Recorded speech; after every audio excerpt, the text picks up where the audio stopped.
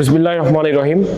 গোপন সংবাদের ভিত্তিতে অদ্য 11 এপ্রিল 2025 শুক্রবার রাত 1টায় বাংলাদেশ কোস্টগার্ড পূর্ব জোন অধীনস্থ বিসিজি স্টেশন কক্সবাজার ও র্যাব 15-এর সমন্বয়ে কক্সবাজারের কলাতলী বিচ সংলগ্ন সমুদ্র এলাকায় একটি যৌথ অভিযান পরিচালনা করা হয়।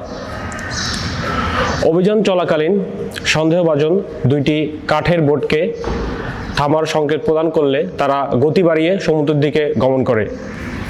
যৌথ বাহিনীর আভিযানিক দল তাদের ধাওয়া করে আটক করতে সক্ষম হয়। পরবর্তীতে কাঠের বোট দুটিকে তল্লাশি করে তাদের কাঠের পাটাতনের নিচে বরফের ভিতরে অভিনব কায়দায় লুকায়িত অবস্থায় 5 লক্ষ পিস ইয়াবাসহ 21 জন মাদক পাচারকারীকে আটক করা হয়। উল্লেখ্য, এই 21 জন মাদক পাচারকারীর মধ্যে 3 জন কক্সবাজারের বাসিন্দা এবং বাকিরা কক্সবাজারের উখিয়া এবং কুতুব আলম রোহিঙ্গা ক্যাম্পের বাসিন্দা।